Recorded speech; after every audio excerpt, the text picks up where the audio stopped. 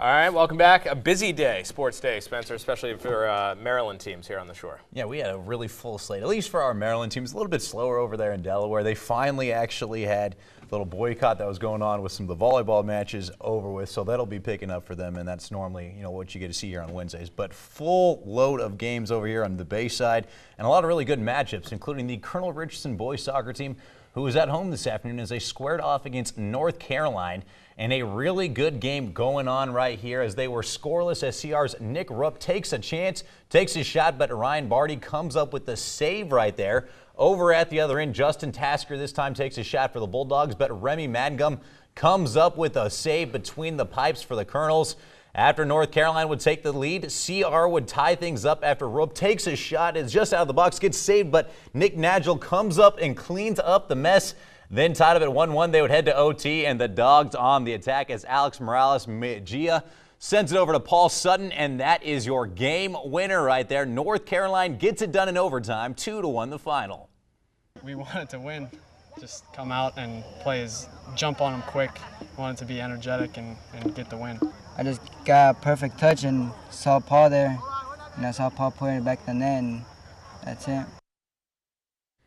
And Stephen Decatur was at home taking on Crisfield. Free kick for the Crabbers as Ben Dam takes it right there with the top corner, but Noah Shockley comes up with the save for the Seahawks.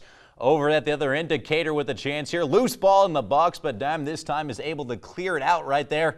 The Seahawks, though, just kept on coming. Evan Conboy on the through ball finds Andy McCannon, and well, that's going to be his hat trick right there as he puts it top shelf on the finish. Gave them the lead, and the defense was going to go ahead and do the rest. Breakaway for Jordan Sterling, but another good save right there by Shockley. Decatur gets a win at home, 5-1 the final over there.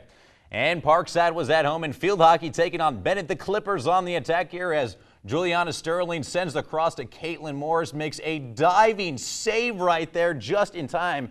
Second half and still scoreless when Nicole Verbitz sends a through right there. Emma Chandler's just can't quite get a stick on at the far post. Under a minute regulation, Sterling another great opportunity, but Tori Barmy comes up with the save. They would head to OT, and that's where Sterling eventually would have the game winner as Bennett takes it 1-0 the final. As for Queen Anne's, they were at home facing off against Crisfield tonight. Lions on the attack here when the ball works its way into the box as it finds a great way to find the back of the net right there as Connor Allen puts it away. Shortly after that, it's Caitlin Carnes this time. She thinks she gets a score as well, but it eventually would get waved off as it was interference, but they just kept on coming. Sarah Wolford gets a score right here for Queen Anne's as they go on to get a win. Lions take it 4-1 the final.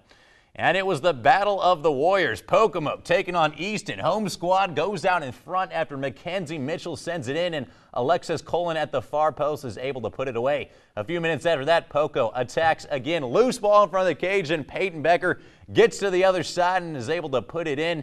Second half, and Becker right back at it. A free position right here as Easton's defense tightened up, but Becker able to find the back of the cage one more time. Pocomo gets a win, 4-0 the final. All righty, thank you, Spencer. That's it for sports. Back after this with a final look at the forecast. Keep it right here.